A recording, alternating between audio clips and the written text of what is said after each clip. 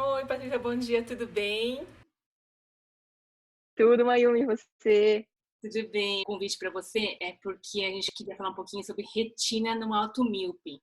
Como a gente sabe, os automíopes, eles têm algumas alterações de retina, só que eu queria que você especificasse um pouquinho mais pra gente entender um pouquinho do cenário do porquê que a gente precisa dar um pouquinho mais de atenção para estes pacientes.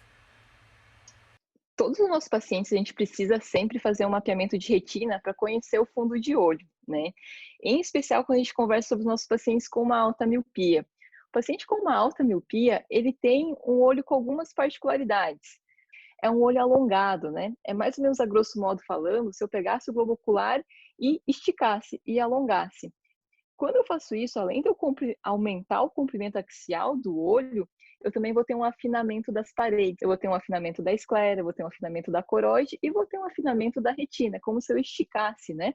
Se eu tenho uma retina mais fina, eu tenho uma retina também mais frágil. É mais fácil dela romper depois de uma tração do vítreo, por exemplo, que é a gelatina que preenche nosso olho por dentro. Então, uma tração vítrea, ela vai levar a uma rotura, a um rasgo nessa retina de uma forma muito mais fácil. Por isso que o paciente com uma alta miopia, ele tem uma chance muito maior de ter um descolamento de retina, até 40 vezes maior do que um paciente hemétrope ou hipermétrope. Essa região mais fina que acabou rasgando, o líquido de dentro do olho vai infiltrar por esse buraco e vai levar ao descolamento de retina, que todo mundo conhece, que sabe da gravidade e sabe que precisa tratar precocemente, né? Os pacientes, além de terem uma retina mais fina, existe muito mais, a prevalência é muito maior nos altos míopes, de degenerações periféricas da retina. O que é isso, né? Uma degeneração que aumenta o risco de descolamento de retina é uma lesão predisponente que é conhecida como degeneração látice e que é muito comum no alto míope. É uma área da retina periférica em que eu tenho uma atrofia das camadas internas, então a retina é ainda mais fina e eu tenho uma adesão patológica do vítreo nessa região. Então, o vítreo, ele fica muito grudado, mais ou menos falando, e por isso que quando ele traciona, ele acaba rasgando. E eu tenho rasgos grandes, roturas gigantes que levam ao descolamento de retina nesses pacientes. Então, é muito importante a gente fazer um mapeamento de retina muito cuidadoso nos pacientes com alta miopia, né? E esses pacientes, eles têm que saber os sinais de alerta. Flash de luz, que são as fotopsias, são sinais de tração retiniana, tem que mapear mais cedo. Moscas volantes também é um sinal de um descolamento do vítreo posterior, por exemplo, de uma hemorragia. Então, também precisa mapear para ver se não apareceu nenhum rasgo, nenhuma rotura. Além dessas alterações mecânicas, eu tenho alterações estruturais nessa retina. São retinas que eu tenho uma deficiência da matriz que une os fotoreceptores com o epitélio pigmentar da retina, eu tenho alterações nas bombas do epitélio pigmentar da retina, então é uma retina com muitas particularidades. Eu tenho incidências maiores de problemas maculares, como assim, da parte central da retina também, tá? Então, por exemplo, o paciente ele tem o olho alongado, então ele tem a retina muito fina. Existe uma camada da retina que chama membrana de Bru. Ela pode ter uma ruptura espontânea num paciente com uma alta miopia, que são os Lacker crackers, que a gente chama. Essa região de Lacker cracker, eu tenho um risco maior de eu ter um sangramento, uma hemorragia retiniana, principalmente no polo posterior, na mácula. Eu tenho um risco maior de eu fazer uma neovascularização de coroide, formando membranas. Essas duas patologias vão levar a uma perda, uma baixa de visão central, a uma metamorfia, que é uma distorção de imagem, então, e que precisa de um tratamento precoce. O alongamento do olho do paciente automíope pode levar a regiões de abalamento, ectasia, como estafiloma posterior, que eu vou ter uma ectasia, um abalamento da região posterior do globo, da esclera, da coroide, da retina, e vou aumentar o risco de outras patologias maculares, como a foveosquise miópica, que é uma separação anômala das camadas da retina, um aumento da incidência de buraco de mácula, que é uma interrupção de todas as camadas da retina, que eu vou ter uma baixa de visão central, uma falha na visão central. Então, é uma retina com muita particularidade, é uma retina que precisa de mais atenção. Ou seja, mesmo pacientes novos quanto mais velhos, todos precisam de um acompanhamento de retina de uma forma mais intensa, um retorno anual com o retinólogo. É uma coisa que vocês recomendam? Recomendamos com certeza. Assim, qualquer dúvida no mapeamento de retina que você tenha, não sempre chame seu colega retinólogo para fazer um mapeamento ou para uma segunda opinião, não custa nada. Então, o paciente com uma alta miopia, ele tem que fazer pelo menos uma vez ao ano um mapeamento de retina, tá? Ver toda a periferia, não conseguir ver bem, estou com alguma dúvida, chama seu colega retinólogo, não conseguir ver até a hora cerrada, pega o dentador escleral, faz uma edentação, vê a periferia direitinho, vê se não tem nenhuma lesão, uma degeneração periférica, nenhuma rotura, não quero ver com mais detalhe. Pega uma lente de espelhos, uma lente de Goldman, você vai ter um aumento maior na periferia, você vai conseguir ver melhor também. Então, você precisa ter um acompanhamento muito mais próximo com o seu oftalmologista, com o seu médico, se você tiver uma alta miopia. Você precisa também conhecer os sinais, né? Sinais de risco. Tive fotopsia, flash de luz, mosca volante, vou procurar antes. Comecei a ter uma mancha na visão central, uma distorção da imagem, a imagem começou a ficar torta também. Não existe muita diferença entre o homem e mulher na miopia, tá? Então, os dois vão ter os problemas da mesma forma. Então, do sexo feminino, do sexo masculino. Mas na idade, eu tenho aumento dos riscos das complicações da alta miopia conforme a idade vai passando, tá? Então, conforme eu vou envelhecendo, eu vou tendo o descolamento do vítreo posterior, por exemplo, né? O meu vítreo vai ficando mais liquefeito pela perda de colágeno, que vai acontecendo com a idade.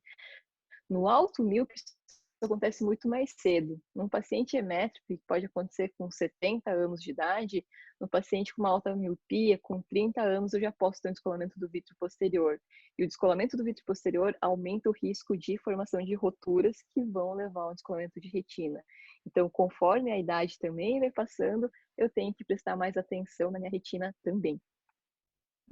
Esse paciente jovem que eventualmente neste momento não está com nenhum sintoma, ele tende a ignorar um pouquinho o cuidado com a sua retina, né? Ele está muito mais preocupado com a questão de usar óculos fortes e talvez pensar em se livrar desse óculos, né? Então a gente vê muito uma discussão sobre alternativas de correção da miopia e nessa entra então, a extração do cristalino transparente em paciente que não tem opacidade, ou seja, não tem catarata, mas lhe é proposto e o paciente procura muito essa opção como uma forma de corrigir o seu grau. Então, a extração do cristalino transparente em paciente que não tem catarata, qual que é, então, a importância da retina nesse cenário?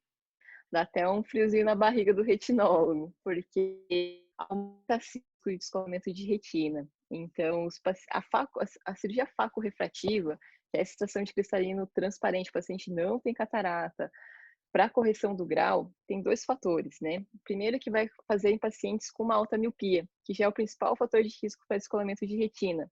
Segundo, que é um paciente jovem, que não teve descolamento do vítreo posterior, tem o vítreo mais denso. Quando eu faço uma cirurgia de extração do cristalino, mesmo que eu não tenha complicação alguma, não tive rotura de cápsula, não tive perda vítrea, não tive manipulação excessiva na cirurgia, foi tudo bem, mesmo assim eu vou aumentar o risco de descolamento de retina nesses pacientes, porque eu vou induzir um descolamento de vítreo posterior, tá? Quando ele faz esse movimento, ele vai aumentar a tração na base vítrea, que é a porção anterior da retina. A base vítrea, ela fica 2 milímetros anterior à hora serrata e 3 milímetros posterior. Nessa região, é a região que eu tenho a maior aderência do vítreo na retina. É onde o vítreo está mais grudado, então é onde é mais fácil dele fazer rasgos de vítreo posterior. Aumenta a tração na base vítrea, aumenta a formação de roturas que leva ao descolamento de retina. Além de aumentar a hialuronidase, que é uma substância que vai lá no vítreo e vai fazer com que ele se liquefaça mais, aumentando mais o descolamento de vítreo posterior. Então, sim, aumenta o risco de descolamento de retina nesses pacientes que já têm uma retina mais fina e que precisa de mais cuidado.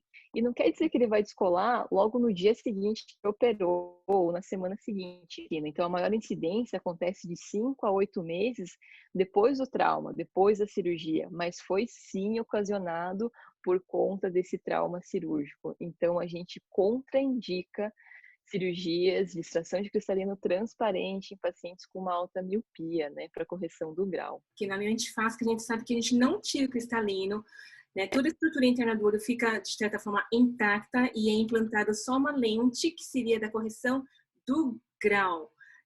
Você acha que tem alguma correlação, tem alguma semelhança nos dois das duas alternativas? Uma pergunta, Mayumi, é bem diferente, tá? Então, a extração do cristalino transparente numa faco refrativa, eu tenho muito mais uma agressão, uma manipulação do olho que vai levar esse descolamento do vidro posterior e vai aumentar o risco de descolamento de retina. No implante de lente fásica, não. Eu não tiro o cristalino vai estar lá, vai estar intacto. Eu só vou realmente ter um implante da lente, então é muito diferente. Então, eu não vou ter um aumento da hialuronidase lá atrás, eu não vou ter um aumento do descolamento de vidro posterior, então é muito mais seguro. Se for para optar, com certeza a opção é lente fásica. Em termos de cuidado pré e pós-operatórios da lente fásica? Como, por exemplo, a gente tem uma lápis e tem flash de luz, então ele já tem uma atração. Bloqueia essa região antes, o paciente já tem uma rotura em ferradura, que vai levar a um descolamento de retina.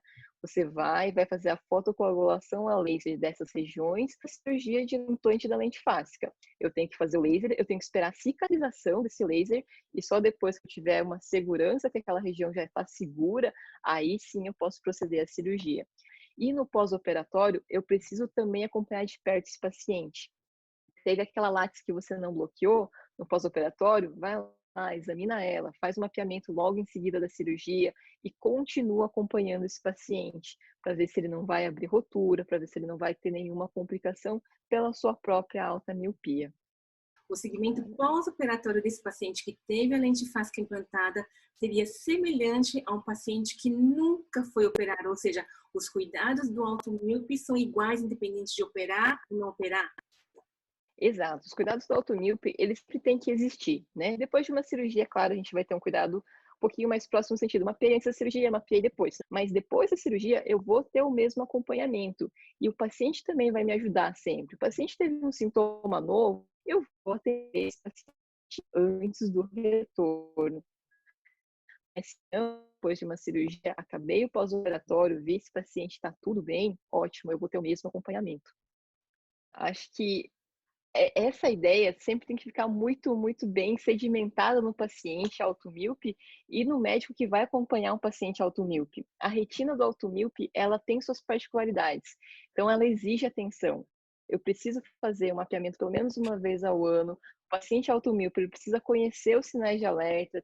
Ele tem particularidades que precisam ser tratadas o mais precoce possível se alguma coisa acontecer, porque tempo na retina é visão, né?